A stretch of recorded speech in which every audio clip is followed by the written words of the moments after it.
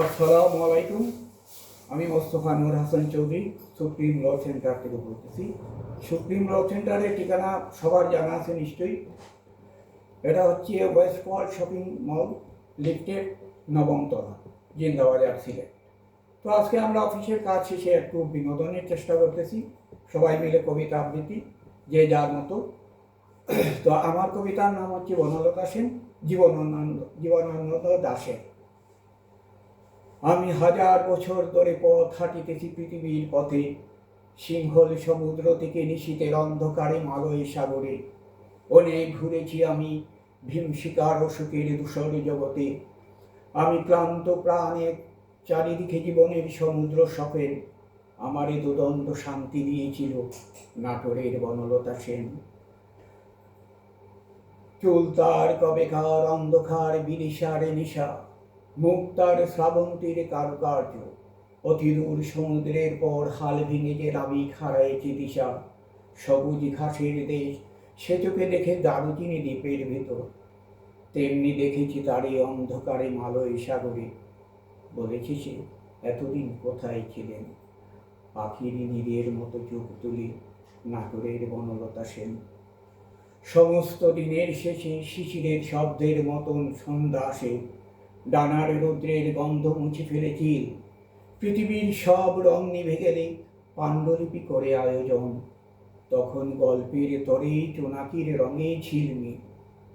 সব পাখি ঘরে ফেরে, সব নদী ফুরায় জীবনের সব লেনদেন, থাকে শুধু অন্ধকার মুখোমুখি বসিবার। বনলতা সেন। ধন্যবাদ সবাইকে। আমি সাব্বির আহমেদ।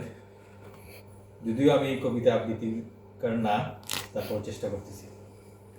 চলে যাওয়া মানে প্রস্থান নয়, বিচ্ছেদ নয়। চলে যাওয়া মানে নয় বন্ধন ছিন্ন করার তরজনী। চলে গেলেই আমার অধিক কিছু থেকে যাবে আমার না থাকা জুড়ে। জানি চরম সত্যর কাছে নত হতে হয় সবাইকে। জীবন সুন্দর, আকাশ বাতাস পাহাড় সমুদ্র বনানী, প্রকৃতি সুন্দর, আর সবচেয়ে সুন্দর এই বেঁচে থাকা। তবুও কি আজীবন বেঁচে থাকা যায়? বিদায়ের সানাই বাজে, নিয়ে যাবার পালকি এসে দাঁড়ায় দুয়ারে। সুন্দর পৃথিবী ছেড়ে এই যে বেঁচেছিলাম, দীর্ঘ নিঃশ্বাস নিয়ে যেতে হয় সবাইকে অজানা গন্তব্যে। ধন্যবাদ। আমি মুস্তাক, বর্তমানে সুপ্রিম ল চেম্বারে আছি। এটা জিন্দাবাজারের জল্লাপাড় রোডে ওয়েস্ট ওয়ার্ল্ড শপিং সিটিতে, লিফটেড 9, 10ম তলায়। আমরা একদম ভিতরে আমাদের সাইন দেখতে পাবেন Supreme Law Chamber. Supreme Law চেম্বারের পক্ষ থেকে আপনাদের সবাইকে আন্তরিক প্রীতি, শুভেচ্ছা ও সালাম জানাচ্ছি। আমি আজকের বিকালের যে সন্ধ্যার পরে যে আড্ডা আমাদের কলিগদের নিয়ে আজকের এই সামান্য বিনোদনের জন্য আমরা চেষ্টা করছি এবং আপনাদেরও কিছু বিনোদন দেওয়ার চেষ্টা করছি। আমাদের এটা প্রথম, আমরা পর্যায়ক্রমে আমরা প্রতি সপ্তাহে করার চেষ্টা করব, যদি সময় হয়। রমজান পরে কন্টিনিউ করবো ইনশাল্লাহ। তো এবার আমি আপনাদের আমার লেখা সম্প্রতি প্রকাশিত দেশ আমার মাটি আমার কবিতা গ্রন্থ থেকে আহ্বান কবিতাটি পাঠ করে শোনাচ্ছি। বাংলার মাটি মোদের গর্ব, এর ইতিহাস মোদের গৌরব। নদীর পানি মোদের বুকের রক্ত, মাটির ভালোবাসায় সবার জীবন। মানুষের হৃদয়ের একাত্মতায় নিবেদিত, দেশের জন্য উৎসর্গিত।